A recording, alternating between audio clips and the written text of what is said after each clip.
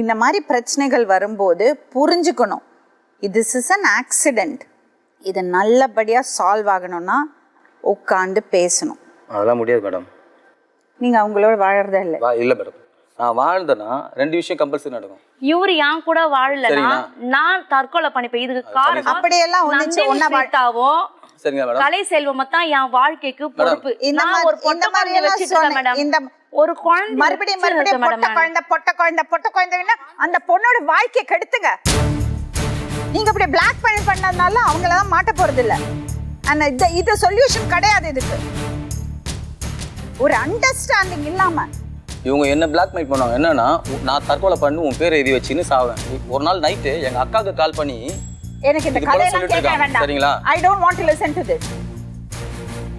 நீங்களும் உங்க வேலையை நல்லா பாத்துருக்கீங்க. அது நல்லா எனக்கு புரியுது. நல்லா வேலை பாத்துருக்கீங்க. செமையா வேலை பாத்துருக்கீங்க. அவ வந்து கோவத்துல கத்துறதுனால அவளுக்கு பதில் சொல்ல முடியல. நீங்க வந்து அத ரீசனா வச்சுட்டு நீங்க அத நல்லா தப்பிக்கிறீங்க. அந்த பொண்ணு இருக்கிற டென்ஷன்ல அவ அப்பா இல்லாம வளர்ந்துருக்கா. அம்மா கஷ்டப்பட்டு அவளுக்கு கல்யாணம் பண்ணியிருக்காங்க. அவளுக்கு வேற யாரும் இல்லை, கூட பிறந்த அண்ணன் தம்பி இல்லை. அந்த ஒரு டென்ஷன்ல இருக்கு அவளுக்கு. அதே பயம்தான் அவளுக்கு அவ பொண்ணுக்கு நடந்துடுமோ. இவங்க கூட வாழ்ந்துன்னு வச்சுக்கலாம். இவங்க வந்து வாழ்ந்துன்னு ஏன்னா ஒரு சண்டை போட்டு இவங்க வந்து தற்கொலை பண்ணிப்பாங்க. இவங்க போலீஸ் ஸ்டேஷன்ல பூச்சி கொடுத்து நான் ஜெயிலுக்கு போறதுக்கு தயாரா இல்ல. இவங்க கொடுக்குற மென்டல் டார்ச்சர் இல்ல, நான் போய் சூசைட் பண்ணி எனக்கு தயாரா இல்ல. எந்த தப்பும் பண்ணல. யார் நான் தப்பு பண்ணல. எந்த தப்பும் பண்ணல. நந்தினி கீதாவோட தொடர்பு வச்சுக்கல நீங்க? இல்ல. முன்னாடி இருந்தது இப்ப இல்ல. முன்னாடினா எவ்வளவு நாள் முன்னாடி? 50 வருஷம் முன்னாடியா? முன்னாடி இருந்தது மேடம். இப்போ வந்து போலீஸ் ஸ்டேஷன்ல எழுதி கொடுத்ததுல இருந்து நான் ஒரு தப்பு பண்ணல. எழுதி கொடுத்தீங்க? ஜனவரி மாசம் எழுதி கொடுத்தோம். ஆமா, இப்போ 6 மாசம் தானே ஆச்சு. அவ்வளவு இல்ல. அப்ப அதுக்கு முன்னாடி பண்ணதோட விளைவு தான் இது. மேடம் அதுக்கு முன்னாடி இல்ல, அதுக்கு அப்புறம் தான் இவங்க போனது. உனக்கு என்னமா வேணும்?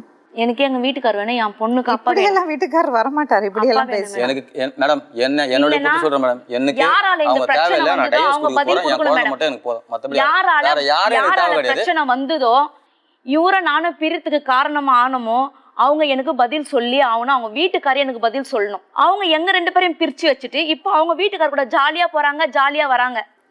அவங்களுக்கும் இதுக்கும் சம்பந்தமே கிடையாது. அதனாலதான் மேடம் நான் 2 பேருக்குள்ள அண்டர்ஸ்டாண்டிங்கே இல்ல. ஒரே ஒரு நிமிஷம். அதனாலதான் மேடம் நான் வந்தது இந்த அரங்கு வந்து அதனாலதான் மேடம் வந்தது.